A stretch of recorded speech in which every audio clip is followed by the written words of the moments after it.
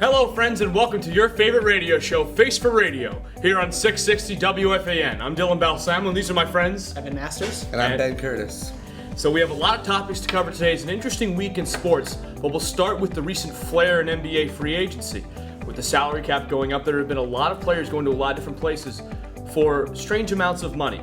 Now, a lot of the problem has been about loyalty in the NBA, or teams staying with certain teams for certain loyalty reasons. So Ben, what are your thoughts on just the entire topic at hand? Well, I think that the entire idea of the team and staying with the team for a long amount of time that we saw with the Spurs is quickly diminishing and is quickly becoming just a facade. You saw it with Dwayne Wade. He has been the Miami Heat, not just the Miami Heat's best player, but the Miami Heat for such a long time. Over 10 years, he's given them 3 rings. Everyone remembers the rings with LeBron, but he won one in 2006 where he was the guy in Miami, and to leave for Chicago, to just throw away the entire city of Miami, all that the city has done, the community's done, and that Pat Riley has done, has just been reprehensible to me. I don't agree with it. Thoughts, Happy? Well, yeah, but I understand why he wanted to leave. It's understandable because he had really no more opportunities in Miami. Like, what is he going to do? Hassan Whiteside's an average center at best, in my opinion, of course, because other people set the blocks and all. Is he going to get a ring in Chicago? I mean, Golden State looks so good that I would play for whoever I would want to play with. I think a ring right now is out of the question.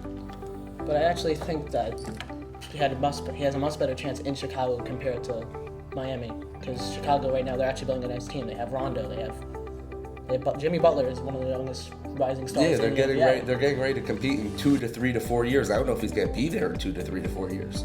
Well, maybe you're right. All right. Before you guys start punching each other, let's just take a quick yes/no. Are you okay with players leaving teams to go win rings? No.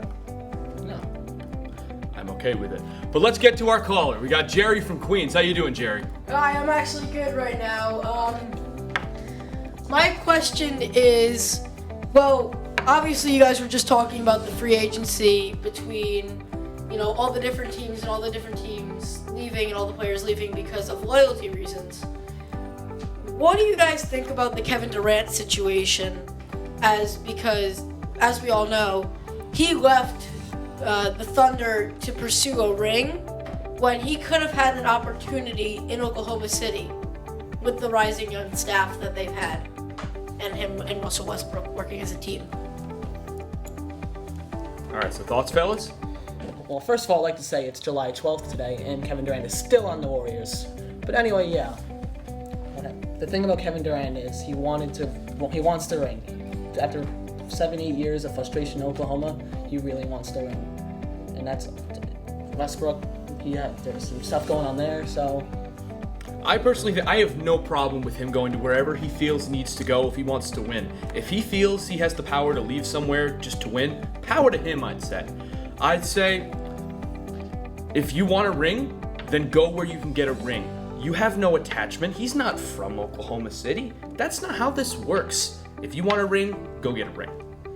I think that Durant is a really interesting situation because not only has he not been tied to the city through his birthplace, but he's also not been tied to the city for his entire career. He started in Seattle.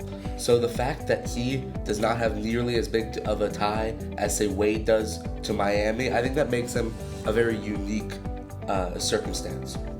Word, my friend. Now, before we cut off, we have another quick topic to talk about.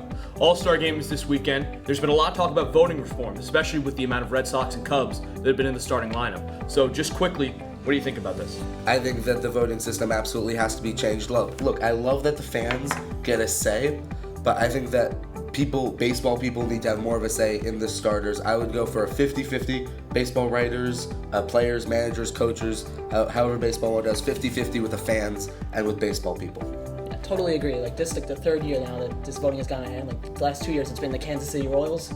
It's a little bit more with the Cubs and the Red Sox. No one wants to see the Cubs versus the Red Sox in the All-Star Game. They want to see the best players in the American League versus the best players in the National League, not 2 teams that you could probably see on any day in Major League Baseball. Before we cut off, I completely disagree with the both of you. This is a fans' game. It always has been. It always should be. This should remain a fans' game. So we thank you so much for joining us.